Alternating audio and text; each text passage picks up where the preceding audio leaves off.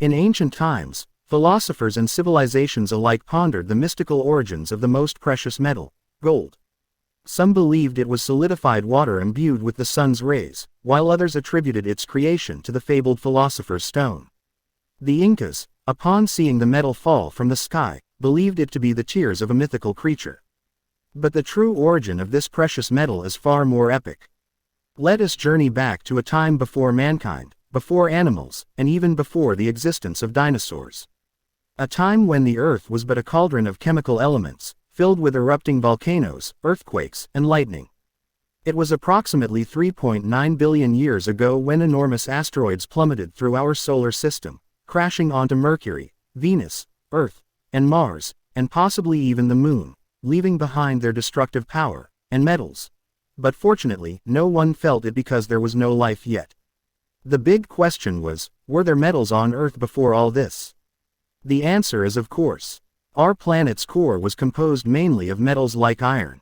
From there, it spread to Earth's crust, where it mixed with magma, met oxygen, and combined with other elements. But how did they get to the core? It all began with the fusion of hydrogen and helium atoms, which gave rise to heavier elements within massive stars. As these stars reached the end of their life cycle, they exploded into supernovae, unleashing huge clouds of dust and gas into the galaxy. These clouds eventually made their way to our solar system, where they started revolving around the sun.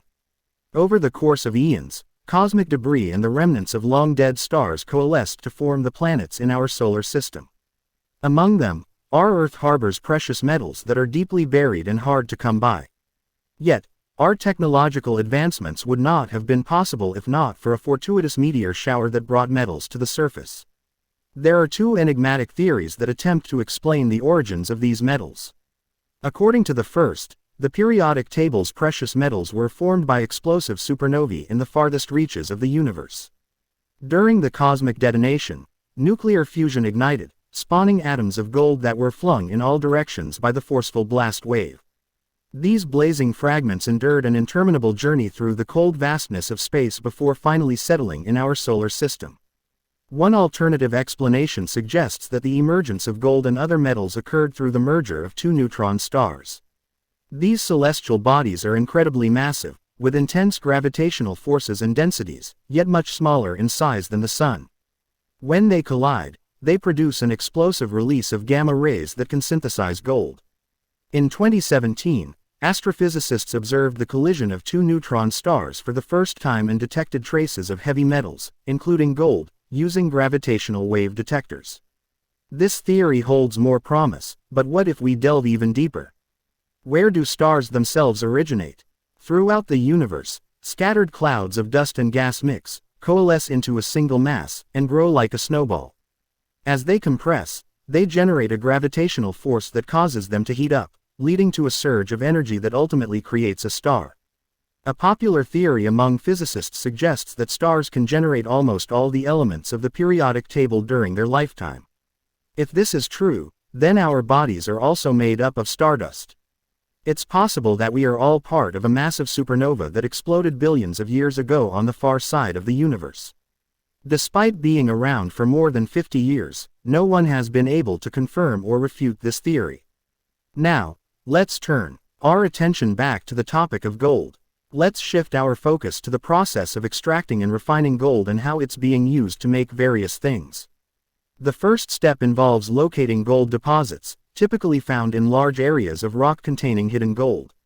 Miners then use tools like picks, shovels, and machines to extract the shiny pieces of gold from the rock.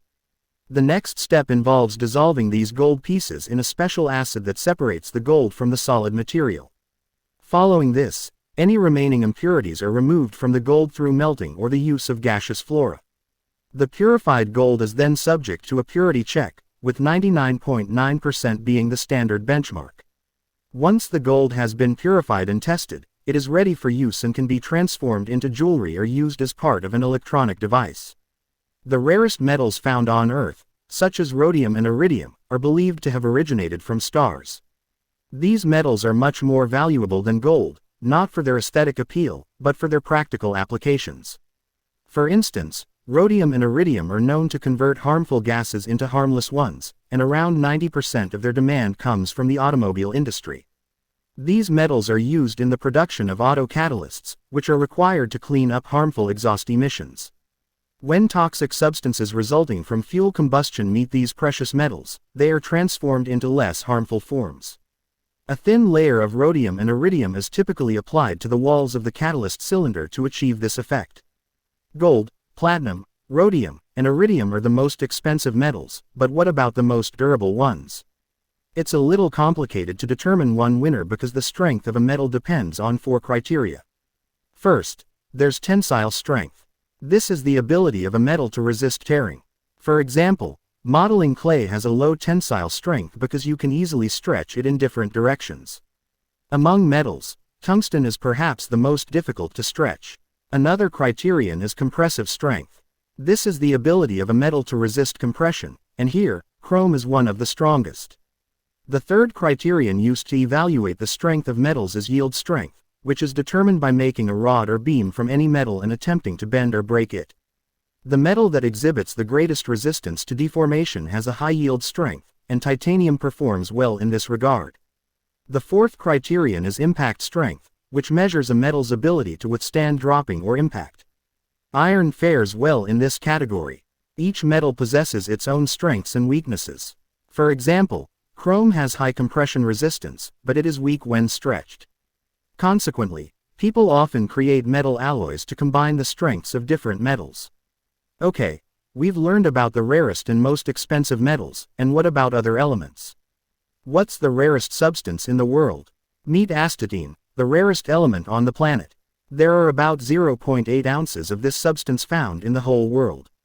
The rate of its decay is equal to the speed of its formation, therefore, the amount of the substance in nature doesn't change.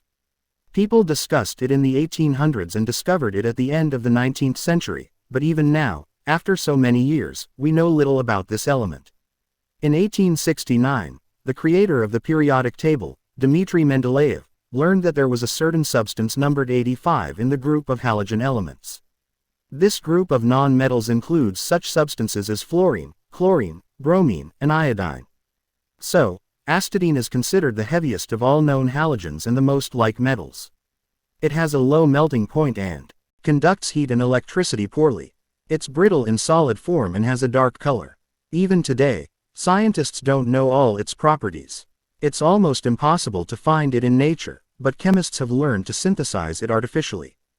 People don't know how to use this element because it's too radioactive, but in some laboratories, scientists conduct experiments using astatine to treat thyroid diseases.